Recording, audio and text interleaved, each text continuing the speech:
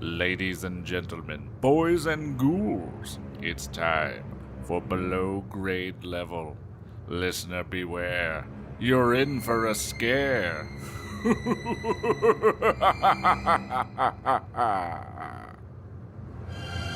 Hello and welcome to Below Grade Level, the show where we take the books that we read as children and read them as adults and ruin them. I'm one of your hosts, Jonathan Eaton, and with me as always is Bekah Eaton. Hello. And Chris Zaleski. Hello. How are you guys doing tonight?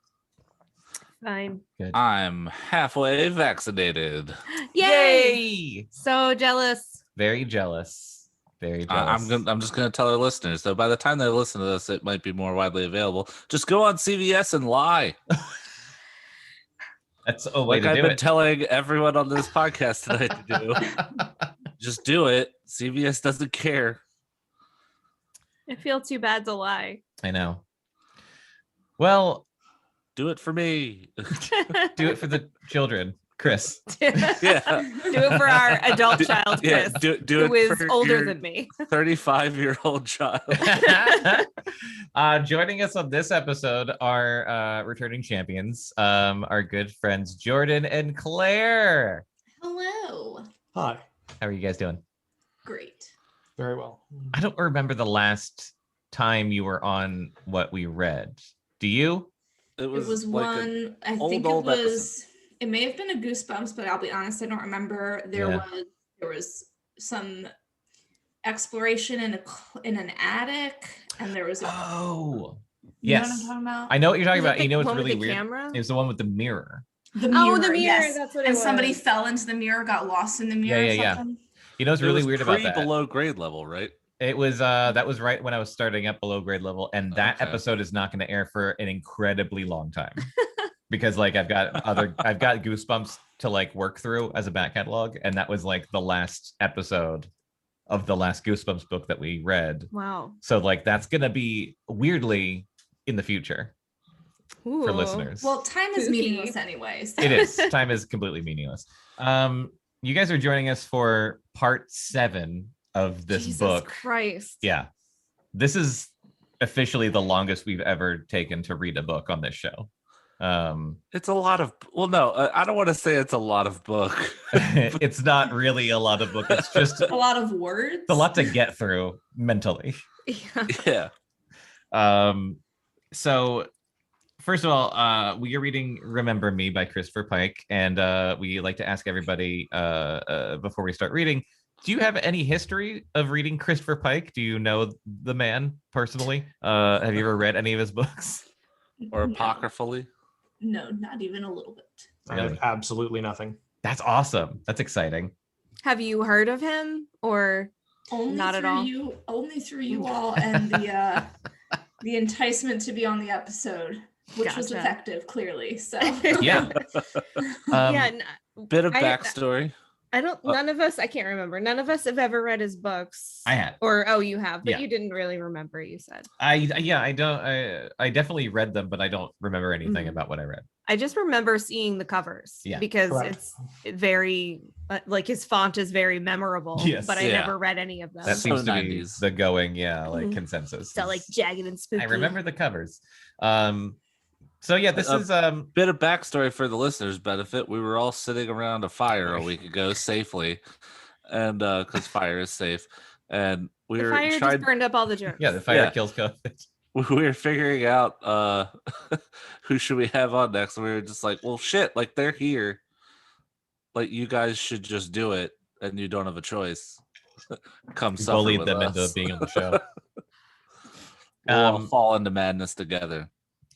Yeah, Christopher Pike writes young adult schlock in the same way like R.L. Stein, that kind of stuff. But This is more grown up Yeah. than R.L. Stein, even more grown up than Fear Street. yeah, It is. there hasn't been like out and out fucking in this, but like almost. There might as well Wait, be. out fucking? I said out and out. Out and out fucking. Yeah. Okay. You know, Yeah. out and You out like fucking. stumbled a little and then I didn't understand what you were saying. Did I stumble? You're like out fucking. Fucking. it's been crazy. It's been insane.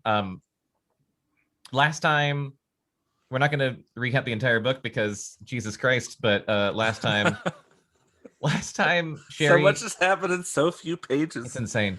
Sherry, who's a ghost, decided against her ghost guide's, possibly ghost boyfriend's wishes, to invade people's dreams, basically. Like, I think that's the gist of it. She invaded her brother's dream. She invaded her ex-boyfriend's dream. She invaded her best friend's dream. Did she do Beth as well? No, she's about to. Did she go into her mom's dream? I can't remember. Her mom was all so. She saw her mom like sleeping and crying or something. I thought. I think she was like conjured to that place. Like not physically, obviously, because she's a ghost, but like her mom was sleeping in her bed and all of a sudden she just appeared there. Oh yeah. She hasn't really mastered teleporting yet, which is something she's capable of. She'll never match. She's not gonna get it. She's not gonna get it. She'll get it by book 3. Yeah. So yeah, the last chapter, I think she was Peter, who is her ghost guide, was being attacked by the shadow. The shadow's a thing. It's like a ghost demon. Oh wait, no, it's your worst fear. That's what it was. Yeah. It's like what? The what? And her worst fear is having like a different color eyes. Like, her worst fear is not being rich and pretty. So she can't relate. She rescued Peter from his shadow, and now she's going to Beth's house to invade her dreams, which is not cool at all. So, do you guys have any questions before we get started? You just want to jump right into it? I couldn't possibly question anything I've heard about this book. Yeah. And therefore, we should just let it wash. Yeah. Just let it happen. Let's bathe and remember me. All right. Questions are for the weak. You will be rich in queries. Remember Me by Christopher Pike, chapter 14. The gate to the condominium complex was closed. I didn't bother waiting for someone to come along and open it for me. A tree hung over the brick wall that circled the estates. I was becoming quite adept at climbing and was inside fast as a cat. Ghost. The stain of blood from my head had been scrubbed off the walkway that ran under Beth's balcony. Hope so. It's been at least a week. Yeah. I couldn't lay in my blood puddle anymore and remember dying like I did that time before. At least a mortal might have thought so. Wait, what? At least a mortal might have thought so. A mortal may have thought that it had been scrubbed off. Oh, okay. Gross. But I could still detect... obviously. But I could still detect signs of my demise. Kneeling, I touched a finger to the dried particles of blood that had fallen between the tiny imperfections in the cement. Okay, I have a theory now about the sequels. She's gonna be like the ghost, team up buddy with Garrett. She's gonna team up and solve murders with Garrett, the alcoholic cop with the heroin daughter. Desperately want that. Jesse, get off of me. Garrett's the best character. She's gonna be like, there were particles here. And he's gonna be like, what? I'm drunk. Get CSU out here. But the only way you can see ghosts is by getting really fucked up. So he just has to drink all the time. Oh my god. It'd be it's gonna work out really drunk. well. Guys, let's just write a sequel to this. Ignore the other two. Do what Halloween's doing right now. Yeah, exactly. All right. Blood imperfections cement. And unlike anything else in my realm, I could really touch them and feel the life that had once sparked within and which had now grown cold. See, she's like a poet, but also an idiot. I looked up. I half expected to find the shadow. Oh, wait, no. Sorry. I looked up. I half expected to find Alec Baldwin standing on the balcony 4 stories above. It was on that spot, after all, that it had first shown itself, but it wasn't there now, and I was more relieved than disappointed. I vowed not to leave until it came to me. An idea popped into my mind that I believed might hasten its arrival. It was sort of a sick idea. It might have sprung from the same desire that drove criminals to return the scenes of their worst crimes. What if I got up on the balcony? I stood and ran my hand through my ghost hair. I felt drawn. The entrance was locked tight, and I didn't have the proper identification card to buzz my way inside. Now I'm hearing her as Adam West for some fucking reason. Oh my god. Was it because of my awful cadence? A bit. You're sounding confused as you were speaking. But best place, I reminded myself, had the best view in the complex. The top floor and the roof were not that far apart, and there was a flight of emergency stairs on the south side of the building. Jogging around the side of the condos, I ran up those steps as far as I could and went a little farther. A rain drain helped me onto the roof. Rain drain? A rain drain. Except for the part about the 9 lives, Cat Girl was doing well. What? Cat Girl? What? Is there a Cat Girl? I love that new comic, Cat Girl and Rain Drain. Adobe did she tile. say that nickname before? Or? No. Okay, hold on 1 second. I have to pause. Yeah. Yes. With the way this is being recorded, it's only audio, right? Not video? Yes. Yeah. Okay, so my face can do whatever it wants. Oh, yeah. Yes. Your face could go nuts. It's gonna do a lot. Yeah, that your face is just for our enjoyment in the moment. I don't want to get in the way of reading the story, but every other couple of sentences, I want to be like, yeah. Oh, but objection. That'll happen. Jordan, that's the beauty of it. The story gets in the way of reading the story. Yeah. You really don't need to ad-lib anything. Just No. pause in confusion like I'm about to do. Adobe tile covered the roof, sun-baked Spanish clay. Isn't this an apartment complex? Like, I imagine an apartment tower. You Yeah. don't put fucking clay Adobe tile roofs on apartment buildings. You do if you're in a rich Californian apartment. I was just gonna say, I if you're don't in know LA, about you that. might. Really? Like a 20-story building. Maybe not that. It's not 20 though, is it? It's like, I would imagine it's 5. If Beth is on story 4, and she said the roof was not far from her All balcony. right, I don't fucking know. It's on the 4th floor. Oh, I don't remember. That still seems very strange. If to she me. fell 20 stories, her head would have exploded. It did explode. They said it That's true. exploded. It did, yeah. She fell directly on the top of her She head fell head onto first. cement. Oh my God. All right. Maybe I don't know things about roofs. As I walked above the sleeping city, I noted the hint of color in the eastern sky off to my right. Just then, something about the flaking orange dust that coated the tiles troubled me, but I could not pinpoint the source of my disquiet. The Like how normal 18-year-olds talk. the slants of She talks like Moira Rose. Oh She my does. God. Honestly. Wow. I wish I had the energy to attempt a Moira impression, but that would be so fucking That's hard. perfect. Yeah. The slant of the roof was mild. I was in no danger of falling as I knelt at the edge of the tiles above the accursed balcony. Also, you're a ghost. You're Okay. not in danger. What if she fell? Oh my God. What if she like fell? I don't know. It would be funny. It would. Let's hope she falls. I hope so. The shadow had yet to put in an appearance, and this time I sent a prayer of thanks heavenward. It struck me as insane that I was going to such lengths to embrace something that I was hoping with all my heart to avoid. I don't remember this plan. Did she talk about this? No, to she meet the shadow? literally just thought of it and hasn't told us, the reader. Okay.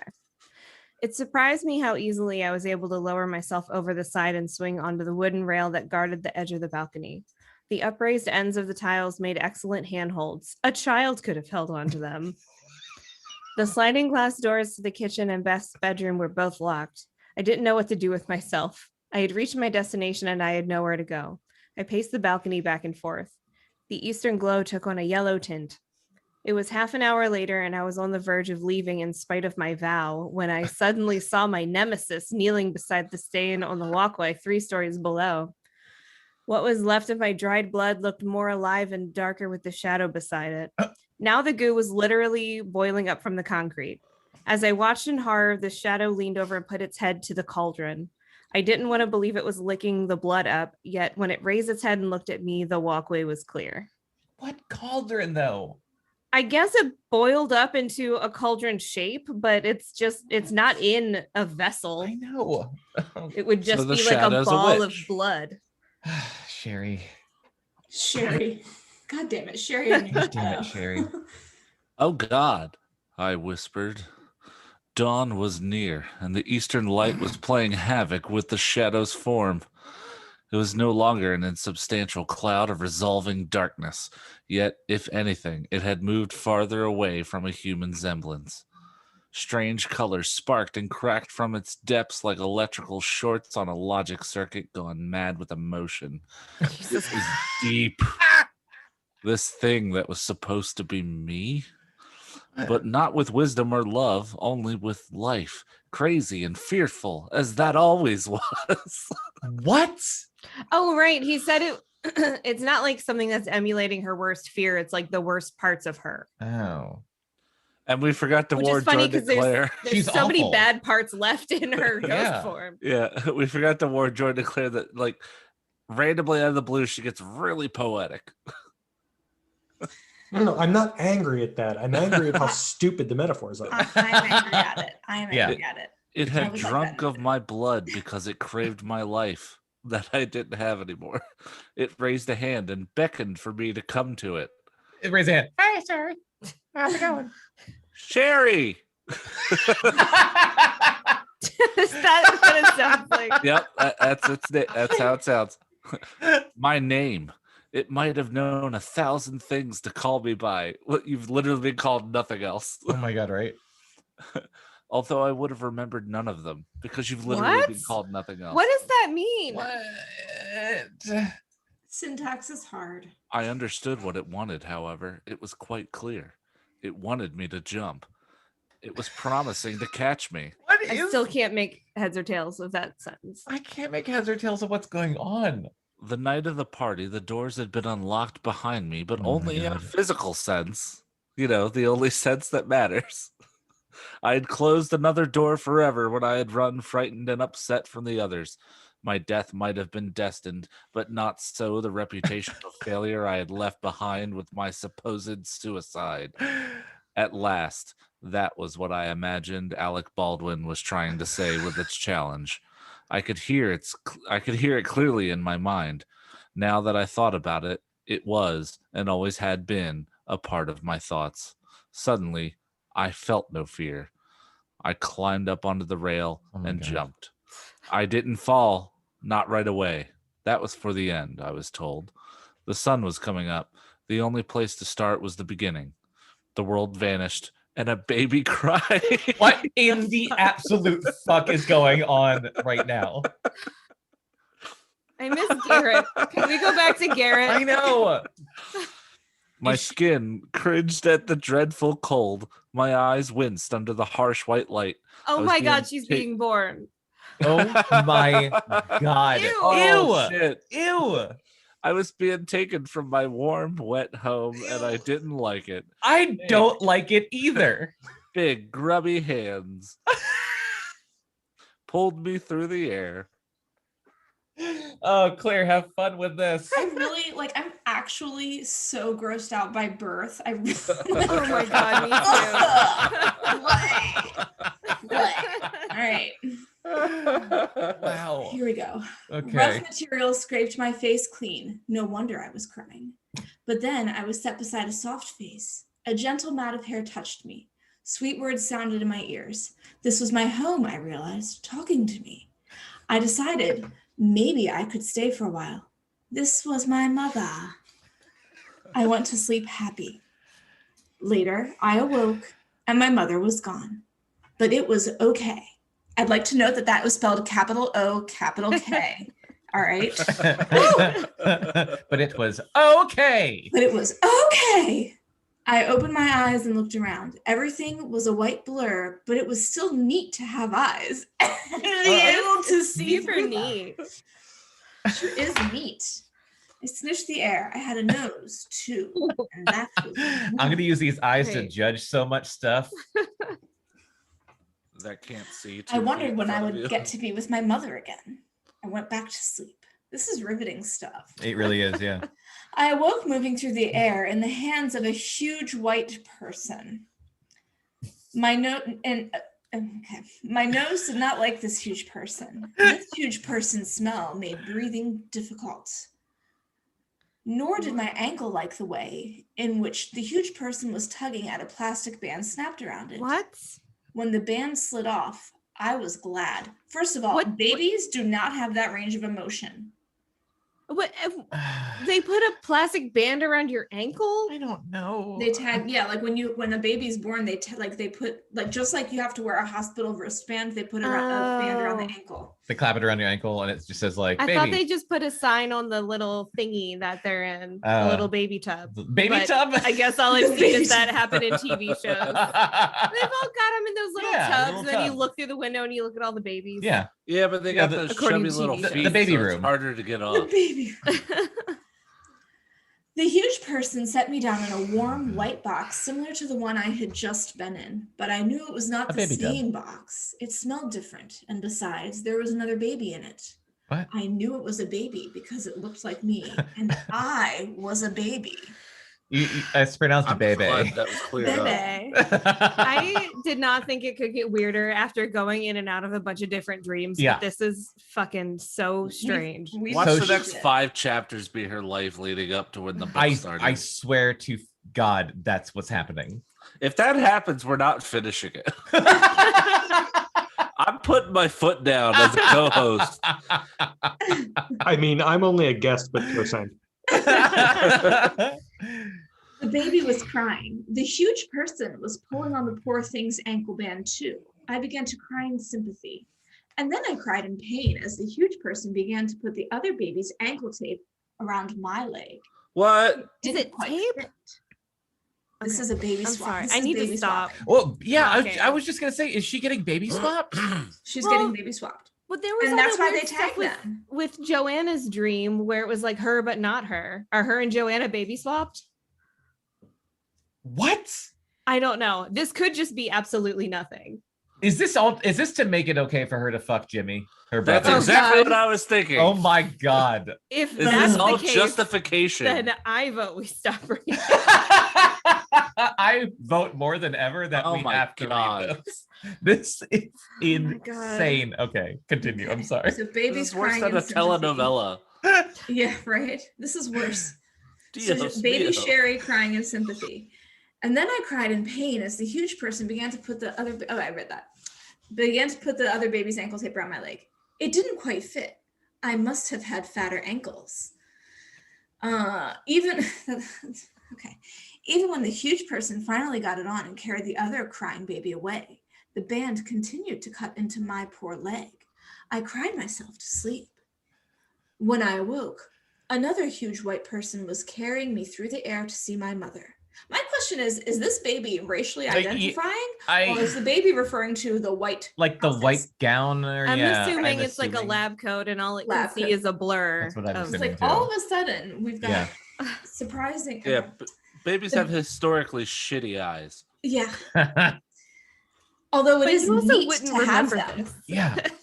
It's neat to have eyes and noses. It's super neat. But you still wouldn't remember the second you were pulled out of your mother. Yeah.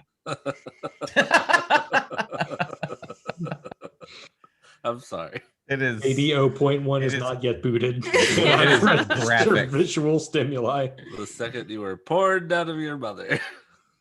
Yes, I did stutter.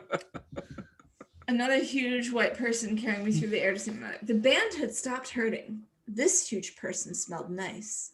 I knew where I was going because the huge person was telling me. I understood telling and talking. No, you didn't. Okay. No, you didn't, you little baby liar. I did a little of it myself as we flew down the hall, but I did not think the huge person understood me or even heard me. These huge people were going to take some getting used to. Then something very scary happened. The huge person gave me to another huge person who was not dressed in white and told me that she was my mother. But this huge person did not smell like my mother. Oh she my did not have her soft hair. She didn't even look like her. What was wrong with that huge person in white? She had made a mistake. Where was my mother? I began to cry. I cried and cried, and the huge person who was not my mother didn't know how to stop me from crying. I never did find my mother, not for a long, long time. But I grew older. I saw it all. I did more than see. I lived it all, quickly, at light speed, also Thank completely. Down to the last tiny detail, I went through everything Sherry Cooper did. I grew to know the people she called mother and father, but who I knew were not her parents. Through Sherry Cooper, inside her, I met the boy named Jimmy and loved him. Clung to him. And he loved me back. And even though he was not my brother, he was just as good, if not better, than any brother. He was so good I didn't want to share him with anybody. It made me uneasy when I had to. It sometimes made me angry. Or it did that to Sherry. I just watched and listened. I was the silent witness. Occasionally, though, I tried to raise my voice and speak in silence. I tried the day Sherry Cooper met her real mother and Jimmy's real sister, but by then she was too old and couldn't hear what I was saying, too confused to listen to me who was inside her, but also apart from her, who was more than the shadow who had taken hold of her as she had come from the womb, who had loved her more than life itself and who would stay with her even when her life was over. It was I who watched her as she stood on the dark balcony and stared out over the wide ocean in those last moments. I'm upset. I'm upset. I'm flabbergasted. Yeah. So like literal baby swap, or is this just a huge stupid metaphor? I think literal baby swap, it sounds like. Yeah. That's what it sounds like. No, I have a theory. No, I don't think it's... No, I think it's something attached itself to her. I think maybe like... I think you're giving this book too much credit. I mean, I'm trying to follow the logic the book is setting up, and it seems like there is something attached to Sherry. Which logic is that? Yeah, the shadow. I mean, you guys don't have the pegboard, nor do you have the strings. Like, I don't. You need the proper equipment if you're going to document something. I have a theory. Yes, go ahead. Okay, so there's a reason she feels so close to the housekeeper and calls her mama last name. You think Amanda's the one she was switched with? Yeah. So that would mean Jimmy's dating his actual sister. Yes. That's fucking horrifying. Because like there has to be a way to one up. Once you excuse one incest, you have to like one up the incest. No. I don't think that's a rule. Are you familiar with the concept of a fork in chess? That's sort of there's two moves and they're both bad. I'm just immediately assuming the worst.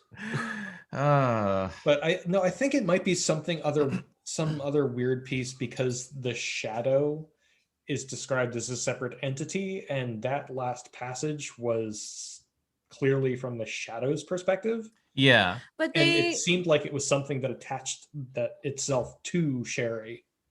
But they had said earlier, but in a previous episode, that the shadow was Sherry. It was just like all of her like worst fears about herself, and like all of her worst qualities, and like her thoughts about her own self, like literally her shadow trauma. Like, I guess like everything she feared about herself, everything she hated about herself, basically. So like everyone's shadow in the afterlife is different because it's like all of your own anxieties and your own like self-loathing and stuff. Yeah. Yeah, but this sounds like a wish list. I don't know. I'm not related to my brother. I don't even. Yeah, I don't know. Okay. Okay. I'm making myself a drink. All right. Even I did not see who lifted her up and pushed her forward. I saw only through her eyes and knew only what she knew. But I knew it better. I knew she would never have willingly given up her life, not without a fight or for anything less than a great purpose. Sherry Cooper, I knew her greatness. Well, that's in character. That is very in character. Chapter 15. The sun was touching the western horizon when I came to. It was going down. The day had passed me by as fast as my life. The day had passed me by as fast as my life. I sat up and I rubbed the top of my head. I was lying in the spot where I had died. My bloodstains was now gone for good. My bloodstains was now gone for good. It's not plural. It just says bloodstain. Oh, it does. Oh, it does. Why did I? What are you, my mom? Let's go to Red Lobsters. She just pluralizes everything. My bloodstain was now gone for good. Are you happy? I had not lived through my first fall, but I had survived my second. I was confused. Join the club. I remembered more of what Alec Baldwin had shown me. I knew I had not committed suicide. There were, however, several crucial incidents that would not come into focus. Worse. Hold on. Claire looked confused for a second, and so I'm just going to clarify. And just in case the listener's confused, anytime The Shadow is mentioned, we say Alec Baldwin because he starred in a movie called The Shadow. He played the titular Shadow in The Shadow. Yeah. Who knows what lurks in the hearts of men? The Shadow knows. Thank you. You're welcome. Also, just know that even though we've read everything up to this point, we are just as confused as you. Oh yeah, I'm super in the dark. Absolutely. That is comfort. Yeah. Yes. Nothing has. Every single time we've picked up where we left off, it's been a different book. It really, yeah. Seriously, it's a different book every time we record. It's insane. Yeah. Okay. So she woke up and realized that she didn't commit suicide, but the rest of the details are kind of fuzzy. You know, the whole not being her actual self and related to the people. So is she not herself, or she just couldn't remember all that stuff she just saw? Yeah. But we have to live with it. She's currently confused, but we have to live with it. Exactly. Okay. Worse, I could not review what I had seen from the perspective of the person who had watched the review. Jesus Christ. Yet I had been that person, only I wasn't who I thought I was. I was the somebody else I realized who always watched me. Fuck this fucking book. What? The realization didn't help much. No shit. I decided to ignore the heavy stuff for the time being and just deal with the facts. Yeah.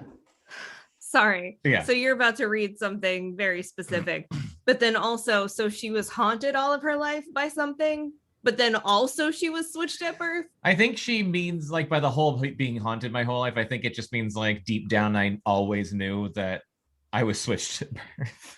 Or like that this isn't like my real family. She's being very literal about that part. Well, yeah, but I think that's what they're going for, but it's badly. Okay. It's badly done.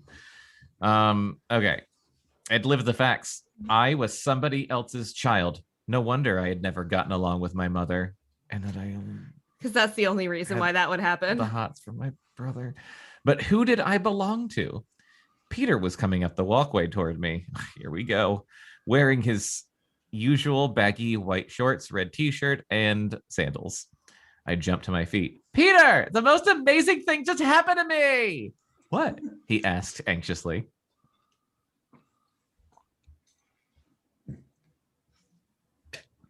You don't have to push all the way over. His tone surprised me. What's wrong? I asked. What's wrong? I followed you here to this complex and saw you jump off a balcony and fall 3 stories head first onto a concrete sidewalk and not wake up for 12 hours. And you asked me what's wrong? But I'm a ghost. You've been telling me since we met that I can't hurt myself. Oh my God. His face darkened. I couldn't get to you. I tried to, but something kept pushing me back. He lowered his voice. Did you see it? Yeah, we had an intimate get together. Jesus Christ. What? I glanced at the setting sun. Never mind. It's getting late. We've got to get out of here. We have to go see Mrs. Parrish. Why? I could almost touch the answer, only I think I was reaching with the wrong hand. I'm not sure, I said. Called it. Like one of those fucking left-handed answers? Yeah. Who is Mrs. Parrish? So Mrs. Parrish is their housekeeper. And she's the mother of Sherry's brother's girlfriend. But that's who Chris thinks. Yeah. So he's been dating her. But remember she put up a wall. She did. She put up a wall. I don't know if that meant emotionally or like she wasn't having sex with him, but their relationship was like on the outs, but they were still dating and he was like in love with her. Yeah. Maybe the mom knew and told her daughter like, hey, don't date him. It's your brother. Then she would have just said, we're going to break up. we're not going to date anymore. But I don't think the moms they know. stayed together. It sounds like someone at the hospital. But it sounds like someone at the hospital switched them, not the moms, you know? We don't know who. That's true. One of those big white blobs was. One of those big white, huge people. I don't know. There's huge white people. We rode on a variety of interesting vehicles to the parishes. Van tops, car hoods, the backs of skateboards. Oh my God. Anything going our way. So it makes more sense to stand on the back of a skateboard, which is what, like 2 inches, than just teleport. And do they have to like hug the person? Does that person like skateboarding get real cold all of a sudden? They're like, and it feels like there's a ghost behind me. Is it both of them on a single skateboard? No, they have to find 2 people simultaneously skateboarding in the same direction. Or like one on the front, one on the back, and like the skateboarder just feels uncomfortable the whole time. Yeah. Now Peter just floats along because he can. Yeah, that's true. He could just like hang out and keep pace. Yeah. We made good time. There was still light left in the sky when we reached the lower middle class neighborhood of where Amanda and her mom lived. Peeking through the curtains, we could see Mrs. Parrish sitting inside and sewing.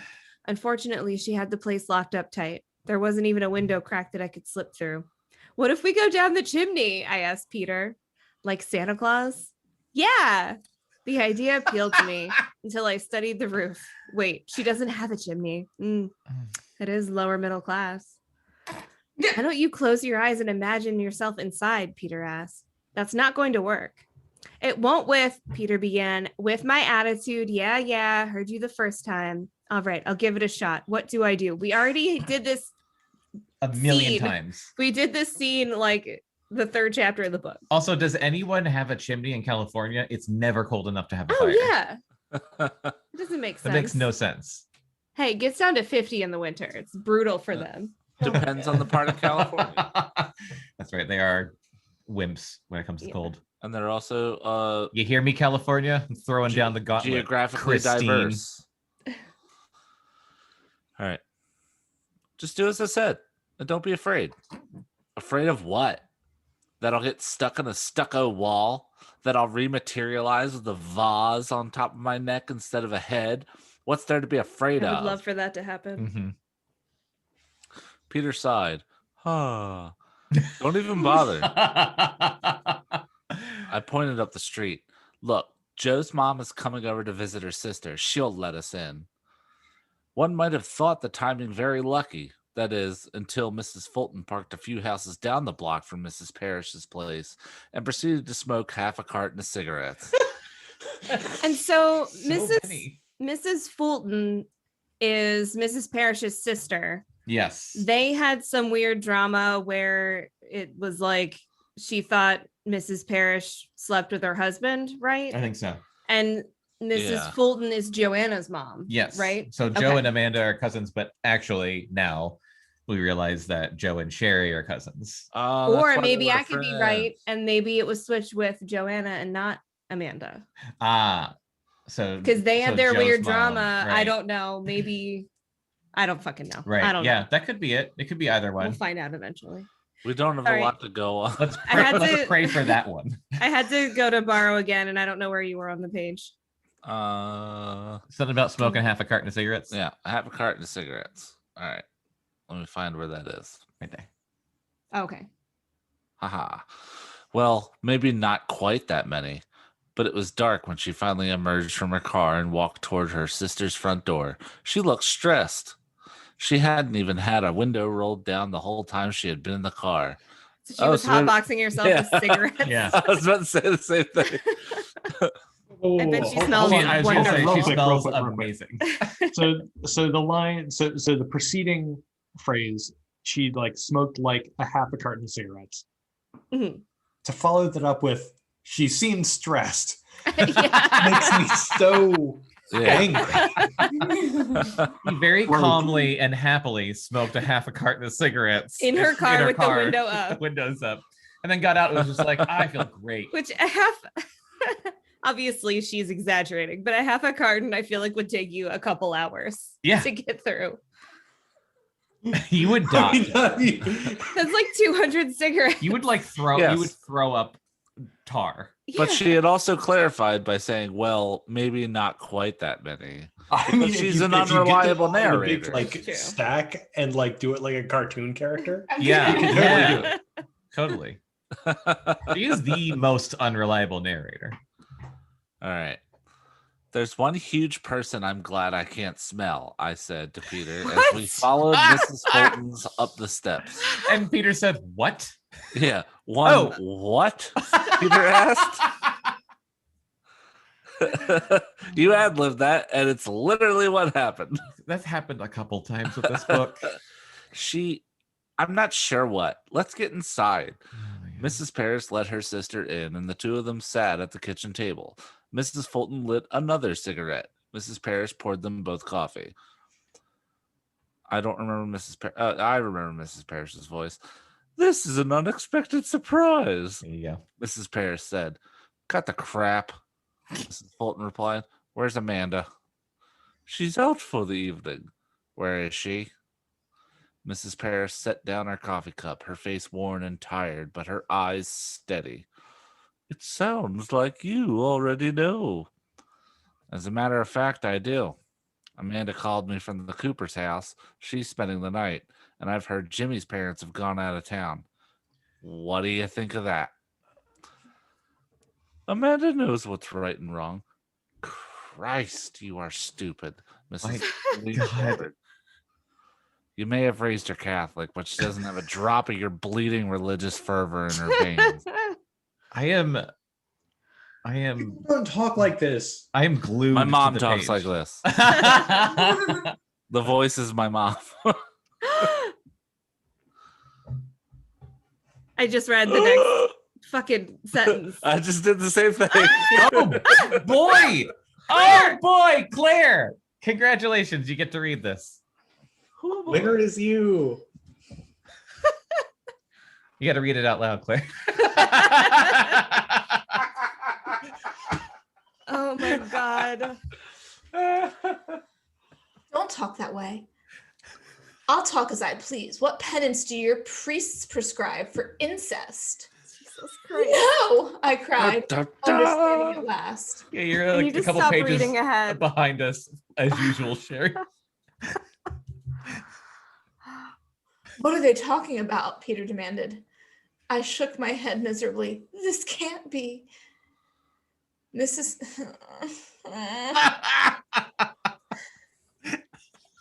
I'm trying not to look. Mrs. Parrish also. Why do I have to read the fucking child abuse? What the actual fuck? I don't make the rules. I'm sorry. Sometimes you roll low. We can say fuck on this, right? Oh, Yeah.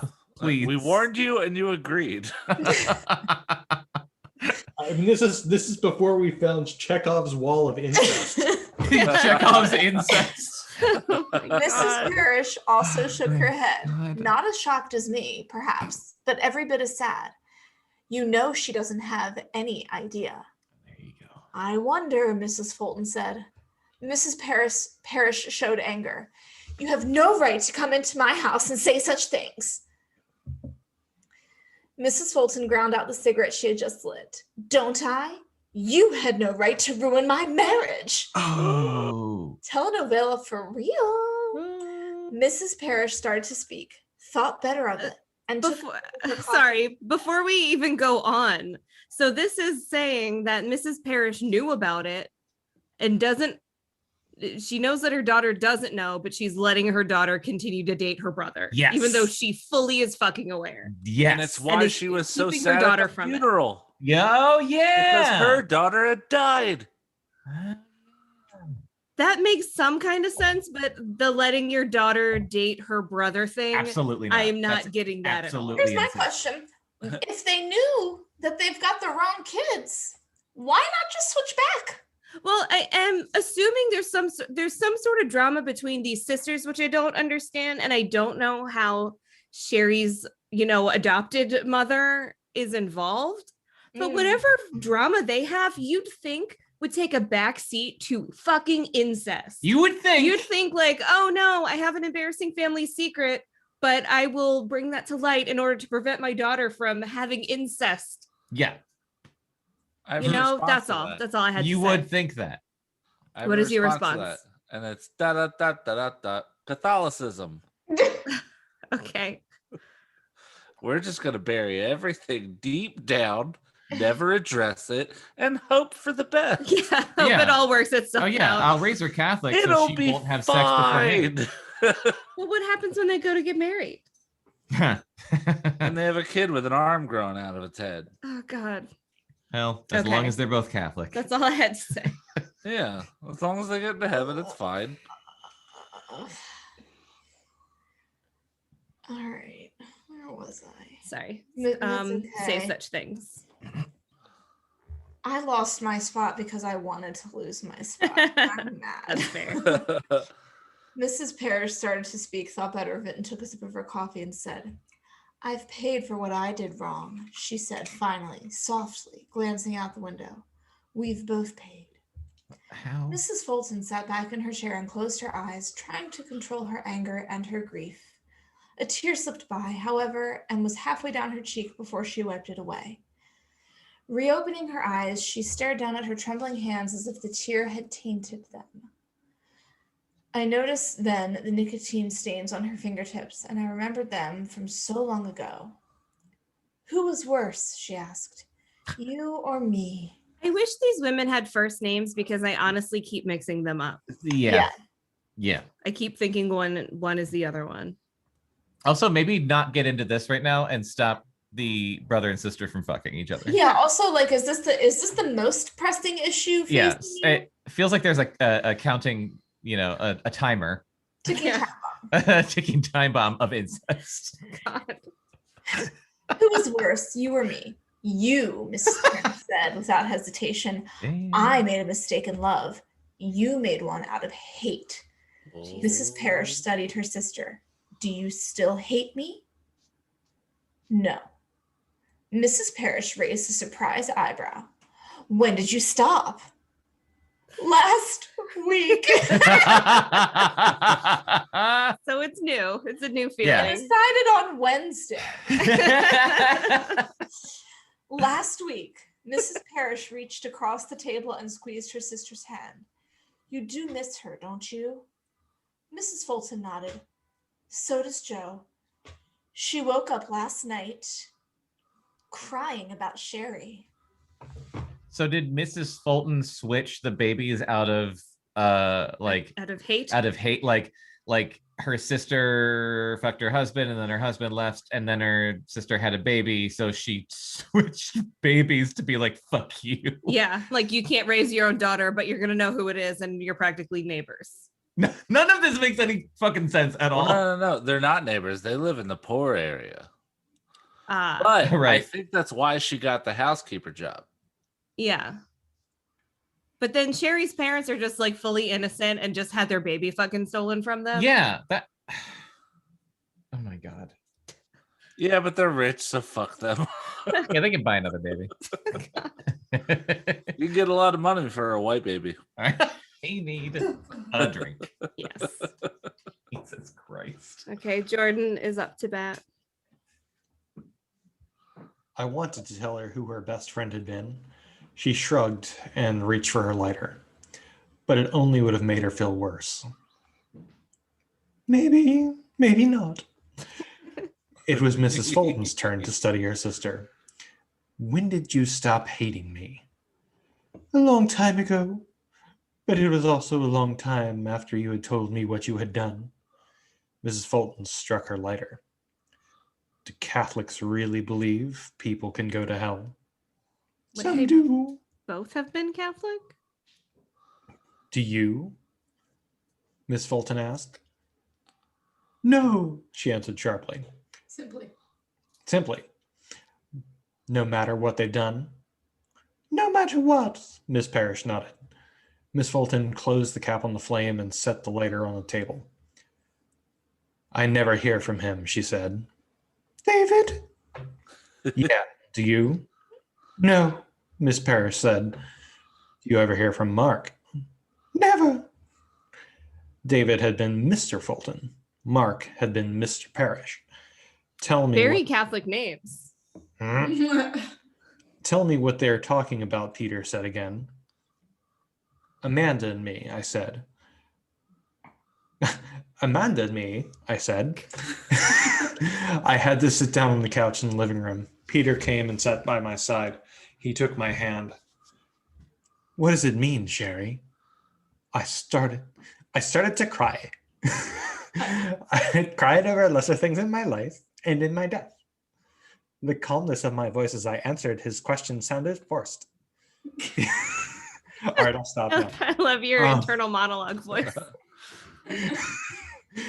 Yet I did feel a particular sense of satisfaction mixed with my sorrow, a sense of having finally arrived. They were discussing something a part of me had always known. Joe once told me the reason Mrs. Fulton didn't like Mrs. Parrish is because Mrs. Parrish had an affair with Mr. Fulton. I said. Who's talking? I just got back. Sherry's talking to Peter because Peter's like, what the fuck is happening? Yeah. At the time, I thought Joe was kidding me, but she must have been serious. Mrs. Parrish and Mr. Fulton must have wrecked both of their marriages. What does that have to do with you? Peter asked. Mrs. Parrish is my mother. What? Got him. Sorry, hang on. What? We're going to spend another fucking page describing this thing that we've already known for a couple pages now. Yeah. Mr. Fulton is my father. Joe is my half-sister. Wait. Wait. Joe's her... Joe, Mr. Fulton is Joe's dad. And he is also Sherry's dad. And Mrs. Parrish is Sherry's mom. Oh, damn. So yeah, not cousins, but half-sisters. Oh, shit. Okay. I had to put a hand on my head. Me too, Sherry.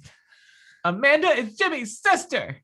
That's insane. Somebody needs to call in like a bomb threat to their house and stop them from fucking like right now instead of explaining this again. Jesus Christ.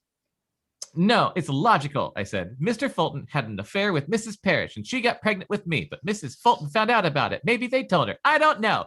Mrs. Fulton was working as a nurse at the hospital when I was born. Aha! Imagine how she must have felt when she looked down at her sister's child and knew it was her husband's child.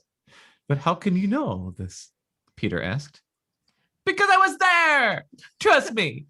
Alec Baldwin showed it all to me. When I was only a day old, Mrs. Fulton exchanged the identification tag on my ankle with Amanda's.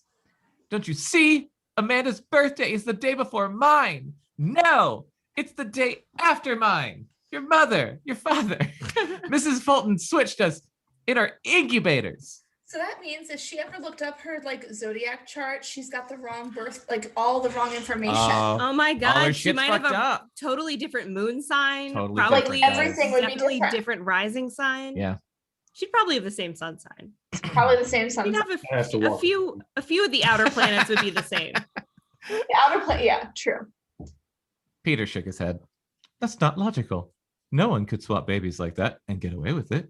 You don't look anything like Amanda. I don't now. I don't now. I did then. I had dark hair as a baby. I almost read this. I had dark baby hair. I had dark baby hair. We would both have the same blue. We would both have the same blue eyes. We would both have the same blue eyes. Some babies. We would have both had the same. Again, semantics is hard. Yeah. We were both only a few hours old. Well, one was a day old, but okay. You've been to a hospital. It's hard to tell one baby from another. You've been to a hospital and looked at all those babies. It's hard to tell one baby from another. It's just a room full of babies. Besides, for all we know, the only time our mothers saw us before the switch was made was while they were under the influence of pain medication. But Amanda is your brother's girlfriend. Yeah, fucking Peter, keep up. That's why they're talking about incest. That's why they're so worried. I can't believe we started this book joking about incesty vibes, but now there's literal incest. I'm actually surprised that it is actually literally happening. I'm joking about her focus on eye color. Yeah. Oh my God. Wait, hold on. I'm not ready for this to become a good book. I had a thought. It won't. Don't worry. Don't worry, Chris. You're fine. As I was coming back with my drink, I had a thought, which was, did Christopher Pike have an idea for 10 different books, but was just like, fuck it. Like I'm okay, so here's the thing. Yeah. I think among all of this may or may not be the most difficult for me. Yeah. Because I'm looking at this and I'm like, You want order, right? a book here. There is Correction, there's 10. There is something to be made of this, and I really want to just take it, the red pen, and just tear out chapters, just tear it out. It was the 80s, Jordan. It was a wild time. I mean, cocaine's a hell of a drug. My satisfaction from the episode is that I know that Jordan, in his own time, will read the entirety of this book. What Jordan should do is listen to all of our episodes, because that's got to be more entertaining. Like, I want to take this book and I want to make it into something that doesn't suck. It's not worth your time. It's not. Yeah, I know. It's also not possible. Why I'm so upset, because it's not worth the time. You could take parts of it and make it into something that doesn't suck, like the movie Ghost. So, okay, that's why they're talking about incest. That's why they're so worried. I stopped my raving. I let go of Peter's hand. I didn't want to let go of the most important person in my life, but I had to say it. He's not my brother. Jesus Christ. Sploosh. But yeah, that's some good news for you. Hold on a sec, Peter said. What exactly did you see when you were with your shadow? My lower lip quivered. We don't need what I saw. Think how much Amanda and Jimmy look alike. They both have the same beautiful black hair. They have similar eyes. I stopped, struck with the cold realization. They're both colorblind. Also, did he have gray eyes? I don't know. I need a barrel ahead because we just need to get through it. I never knew Jimmy was colorblind. I didn't either, I said, but he could never. Anyone else? He could never tell what color my eyes were. Amanda couldn't tell either. And when I was in their dreams, everything was black and white. It makes sense. Color blindness is hereditary. That's not It's black, right? You don't see things like a fucking old timey movie. Yeah. You like mix up red and green, or like there's another version that's different colors, but you see some colors. Yeah. It's not all fucking black. And if he was colorblind, to the point where all he saw was black and white, he wouldn't say your eyes are brown. He'd say your eyes are gray. Everything looks gray. Everything I see is a shade of gray. It wouldn't be your eyes are brown. He doesn't know what brown is. Wait, was he switched at birth with like a dog? Yes, he's been a dog the entire time. Color blindness is rare among females, Peter said. It doesn't matter. Some girls are colorblind. And there's one other thing. Well, also this literal conversation, the parishes, whatever, just had. Yeah. You don't need this color blindness, whatever. They literally admitted to it. Yeah. When I was running from the shadow the first time, I called out to my mother for help. So I assumed I was teleported to my mother's bedroom. It was pitch black in the room when I materialized beside her. I couldn't see clearly, but I could tell there was no one else in the room, which doesn't make sense. Where was my dad? He might not have come to bed yet, Peter said. That's Peter. Possible. But when I finally did wake up 3 days later, I wasn't at home. I was here. In fact, I was lying on Mrs. Parrish's bed. Peter, she's got to be my mother. I've always loved her as one. Peter appeared doubtful and confused. The front doorbell rang. They literally just said it out loud with their mouths. Mrs. Parrish went to answer it. Peter stood and peered out the window. It's Garrett, he said. I'm just excited for whatever's going to happen with Garrett. I wonder what he wants. Hello, he said when Mrs. Parrish opened the front door. Ask who was in the bathroom when the door was open. Yeah. He held his badge out. Detecting. That's what he wants. I don't believe we've met, but Amanda must have told you about me. I'm in charge of the investigation into Sherry Cooper's death. He offered his hand. The name's Garrett. May I come in for a few minutes? You got any scotch? Nah. Mrs. Parrish shook his hand and glanced uncertainly over her shoulder. I do have company at the moment. Garrett poked his head in the door. He had on the same clothes he'd worn when we'd met. Oh, Garrett.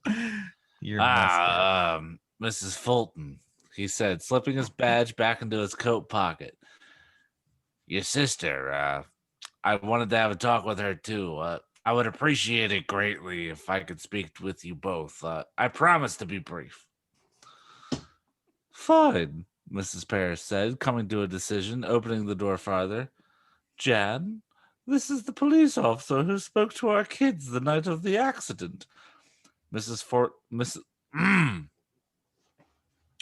Fulton gave him a cordial welcome, and the three of them sat at the table together with fresh cups of coffee. I don't think Mrs. Fulton has ever given anyone a cordial anything.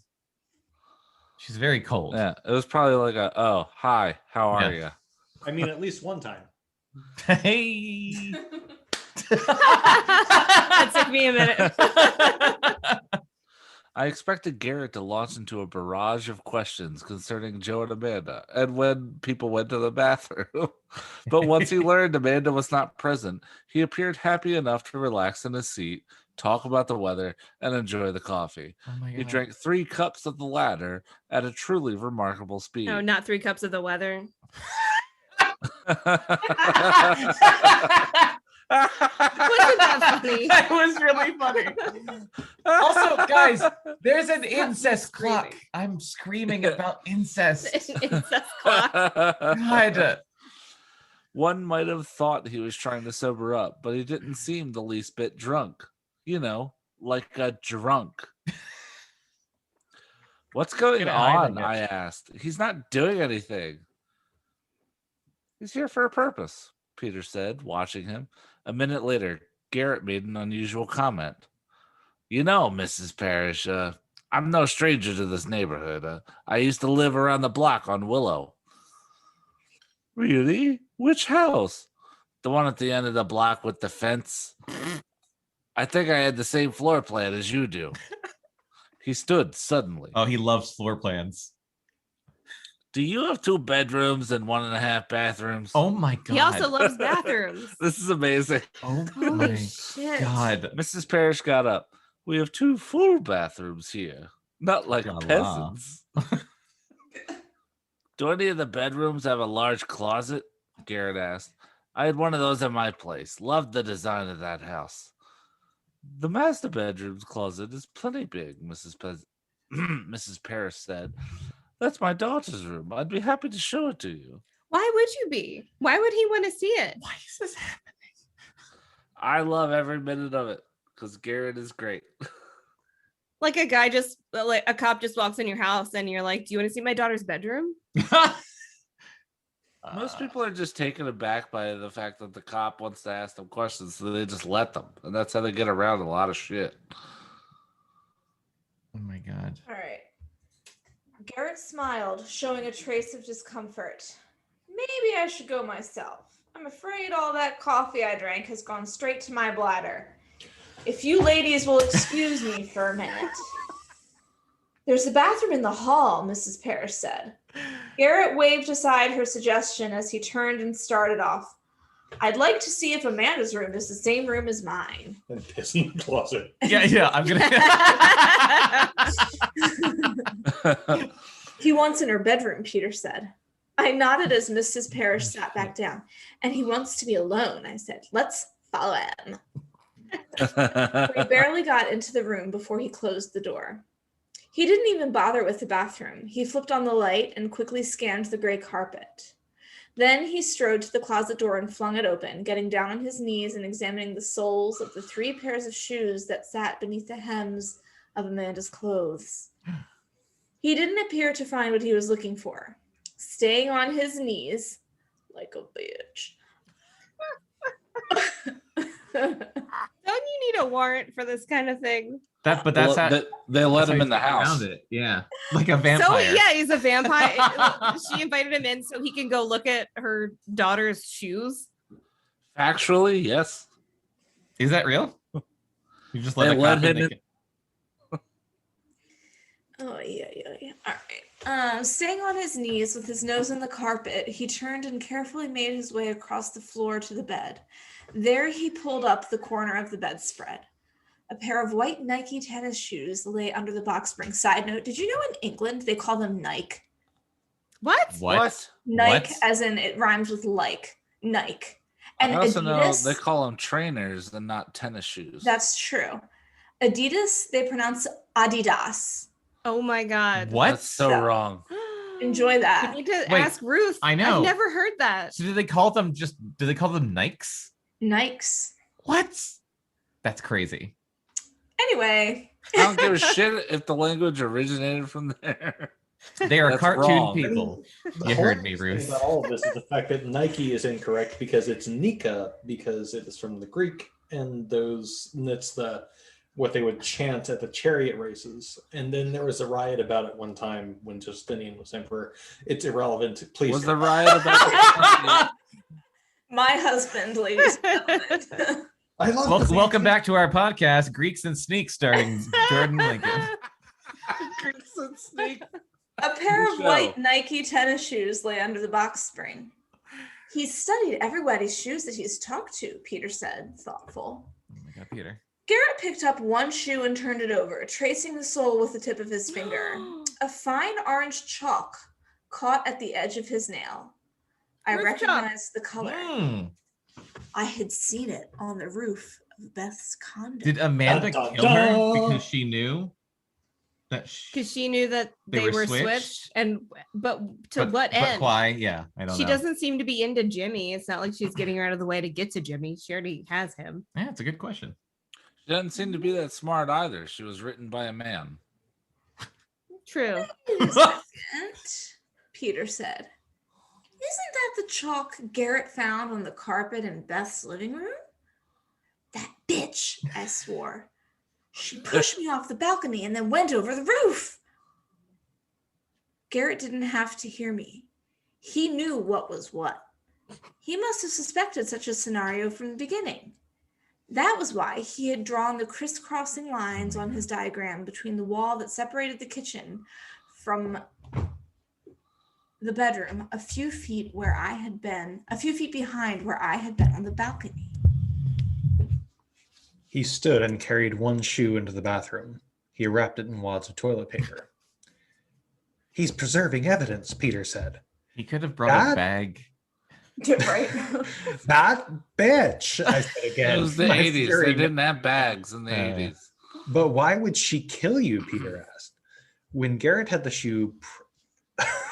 God, I want to do that voice so bad, but it's going to make it hard to read. When Garrett had the shoe completely covered, he took it to the window and threw it to a bush at the side. Whoa! Nice. Wow. Back up. Oh, that's a great move. I love this guy. He should have taken both shoes. It's going to be weirder if she finds one and not the other than if she thinks she misplaced both of them. Yeah. When Garrett had the shoe completely covered, he took it to the window and threw it to the bush at the side of the house. He straightened the bed, leaving the other shoe where he had found it, and returned to the living room. He was an amazing actor. He looked as natural as ever. He walked back to the living room and was like, that piss was great. All over the closet. I love you. Oh my God.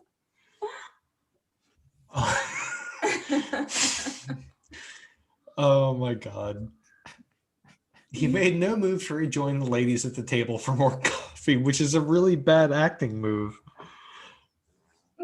That room could have been mine, he said. I guess that's how it goes, how it is with tract houses, and I mean that as a compliment.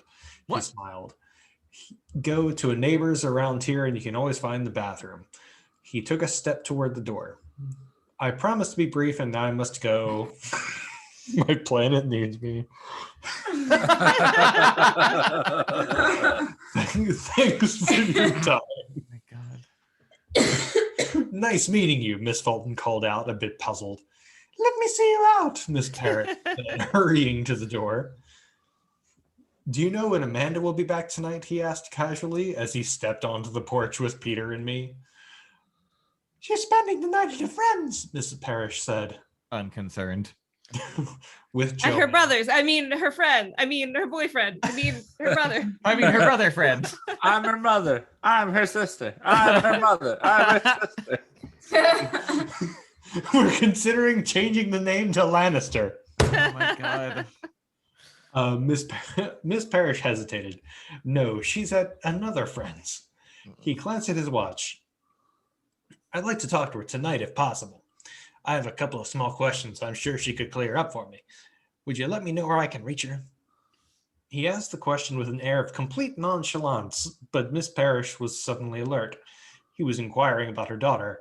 She must have realized, and policemen did not normally spend a lot of time investigating suicides.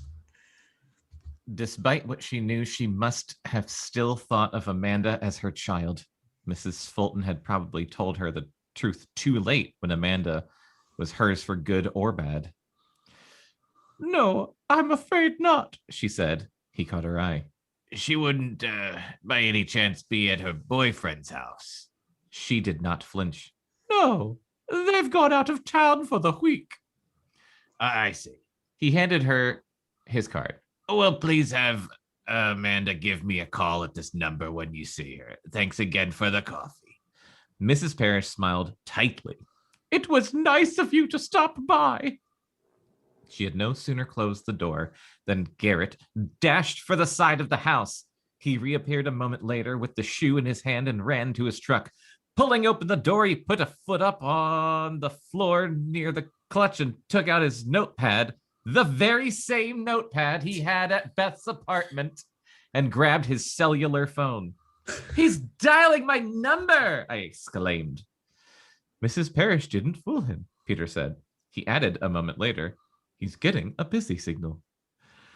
We have call standby on our phone. Call standby. Was that call waiting? Yeah, I guess. Okay. But that was like, we didn't even get call waiting until like the 90s sometime. We never had that.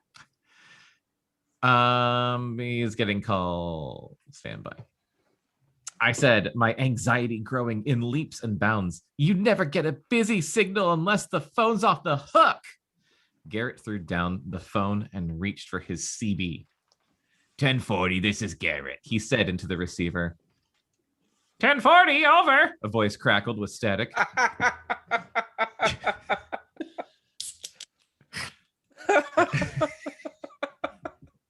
Code 16, send the two nearest available units to the 3429 Clements, Cross Streets, Adams, and James. Repeat, code 16, this is an emergency. Locate and restrain Amanda Parrish, over. 1040, copy, 2 units to 3429 Clements, code 16, restrain Amanda Parrish, over.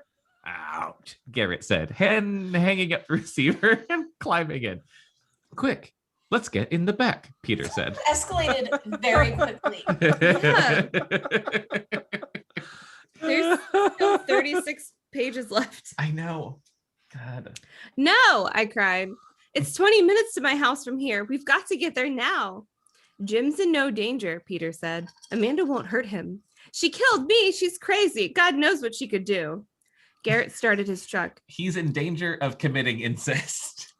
Well, I don't know why she would kill him, but I don't know why she would kill Sherry either. Yeah. So I don't know what the fuck is going on. I don't know. She's a bitch. Garrett started his truck. If you don't go with Garrett, you'll be stuck, Peter said. I couldn't think. I had to go by my gut feelings. I knew Peter was wrong. Alone with that witch, Jimmy was in grave danger. It was almost as if God himself was telling me that my brother needed me. Garrett began to pull away. Go help him. Oh no, I moaned. Peter touched my arm. If you're worried, Sherry, I can beam myself there and return in a few minutes and tell you what's happening. No, I have to go with you. Garrett laid down rubber as he raced up the street. He was worried too. Why? Peter asked. I don't know why, I shouted. Look, I have a mental block against ending up as part of a piece of furniture, all right, but I think I can fly. What the fuck? I was never afraid to go up in planes. What do I do? For the 50th time, she's asking how to do this thing you taught her already. Did you ever see the Superman movies? Yeah, all of them. I saw Supergirl too. Good. Just recognize the fact that you are Supergirl. You can do anything and nothing can be done to you. Your arms can propel you on the breeze faster than any set of wings. Close your eyes, Sherry, and let yourself float into the air. Don't concentrate, don't strain. Simply desire the ability. It is easier to fly than it is to walk. I closed my eyes and did as he suggested. Nothing appeared to happen. It's not working, I complained a minute later. Open your eyes, Sherry, he said. You just read it. Okay. I did so. I almost gagged. I was 10 feet off the ground. You're safe, Peter said quickly, floating up by my side. You're not going to fall, and even if you do, you won't get hurt. Trust me. Trust yourself. Look around you. See, you can fly. Do I have to flap my arms to get going? I asked, shaking my hands in the air like a tar-soaked pelican. Like a disgruntled pelican. Does Supergirl? No. I raised my arms over my head and held them firm. Let's haul ass, I said.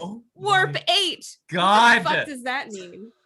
Well, that's a Star Trek reference. Warp 8? Yeah. They have different numbers for warping? Yeah, the higher the number, the faster the warp. What's the fastest warp you can go? Chris, can you fill this one?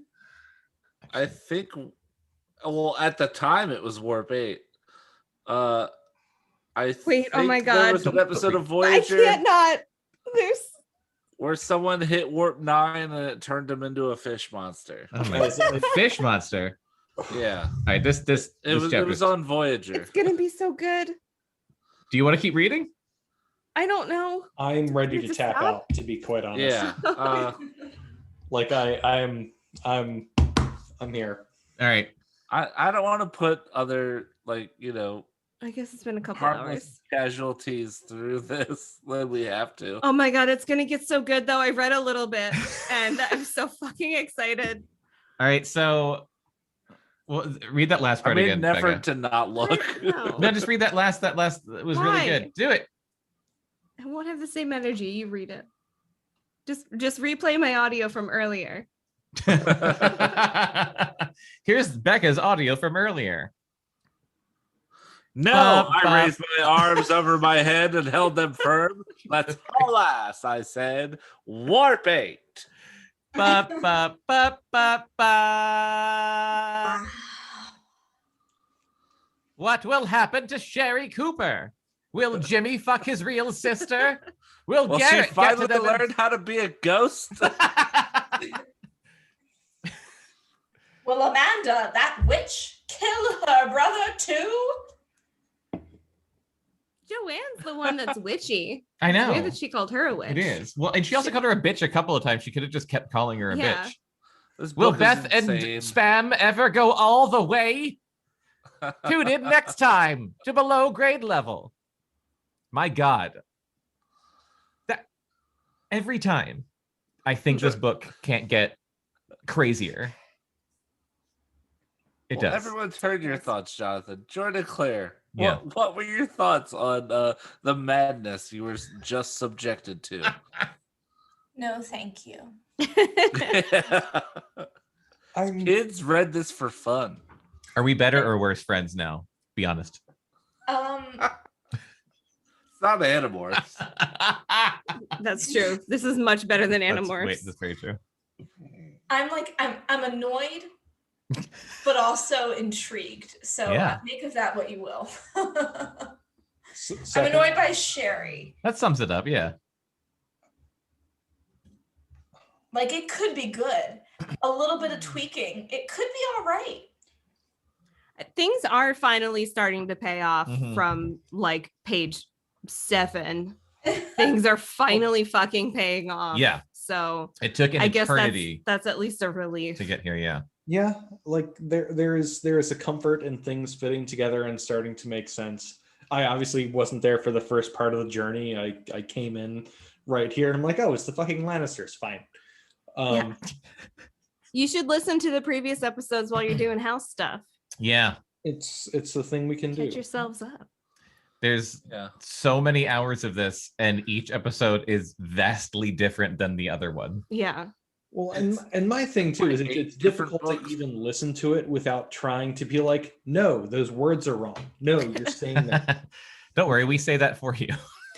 let me fix this for you, because obviously you don't know what you're doing. The pile of cocaine is over there. Oh, I think he definitely knew what he was doing. He's still writing books. He's probably very well off. Oh, one of his series is becoming a Netflix show. What? Yes. Yeah. No. Incorrect. He's very popular. And it's about a bunch of kids in an insane asylum that tell scary stories to each other. We're definitely watching that show. Oh yeah. I bet it handles mental illness with lots of class and sensitivity. Oh, I'm sure. Why wouldn't it? For sure, definitely. Well, I mean, here's the thing. If this one can make money off of this,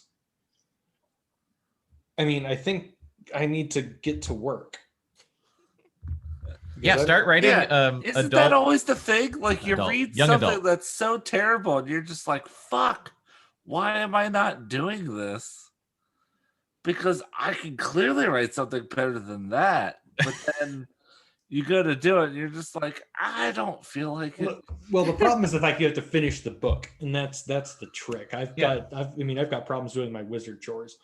Yeah. This is 230 pages long. There's a commitment involved in finishing this pile of shit. My problem was always I can write a hell of a first chapter, and then I don't write anything else. Just write the last chapter and then work your way backwards. Just keep going in from each side until you meet in the middle. Like Benjamin Button. I appreciate the logic there, Bekah. Once again, right here. Oh man. Well, thank you guys so much for being a part of this. I'm sorry that you had to read so much birth and incest. Yeah. Who knew? We did not. Who knows what the next two the chapters groundwork will had hold. been laid. No, it hadn't. I mean, based on what you said, it kind of had been. Well, it had been laid for craziness, but like we thought there would be a different kind of incest. Yes, that's true. This was a surprising. This was a left turn into incest. Yeah, the M. Night Shyamalan gif. What a twist! Yeah, we thought the incest plot was going in one direction, but it went somewhere else. That was surprising. Also, we started just joking about the incest. Well, that's the thing. I thought that it was just a thing that was like, well, they're never going to commit to that. It's creepy and weird, but they're just never awkward. They're never going to like for no Too reason. much for a YA novel. The word incest will not appear in this book. It's just a thing that I add until it literally did. We thought it was just a consistency with everything else we've ever read on this show. That's true. And I mean, which like, I can't say I'm happy about the payoff. I am not happy. I'm not All really right. ecstatic about it. Yeah. I mean, thank you guys for being here. Yes, thank you so much. We appreciate being included. We are delighted to hang with you guys, and It's not a little upset about the content. Yeah. I mean, there's nothing. Well, that's how we feel. We'll have you on from the beginning. For a less gross, weird one. Yeah, we'll do like a Sweet Valley or something. Sounds good. Something not horrifying. I'm shitting on this pretty hard, but I'm actually highly entertained and would not be upset to read more of this. Good. From like a train wreck kind of perspective. Yeah. This is the first Christopher Pike book I've understandable. ever read. I can't imagine what the other ones are like. Like, I are they can't all either. on this level? Because fucking wow. I have no idea, but I'm gonna guess yes. That guy's fucked in the head. Mm-hmm. In the best way. Thank you, Christopher Pike. And thank you, Jordan and Claire, for being on our show. Tune in next time to see what the hell happens. We might finish it next time. I feel like there's not much left. We'll have to power through Satan, it. please. I don't know. Can you not? I honestly don't know if we could drag it out for 2 more episodes, but we'll see what happens. Anyway, come back next time for possibly the last episode of Remember Me. And until then, thanks for listening. You can find us on everything, cactusrodeo.com/podcast. Listen to CD Reads, The Sketchy Show, Movie Club, more of Below Grade Level. And look at Cactus Rodeo and watch Pop Socket Theater. Do you guys have anything to add? Nope. After listening at this point, they already know all the shit we do. Yeah, I know. Just like to tell them. Okay, we love you. If they haven't watched it yet, fuck you. Bye. Bye. We love you. Below Grade Level is a Cactus Radio production. You can contact us at podcast@cactusrodeo.com. Subscribe and follow on iTunes, Stitcher, and Spotify, and follow Cactus Rodeo on Facebook, Instagram, and Twitter for more entertainment and updates.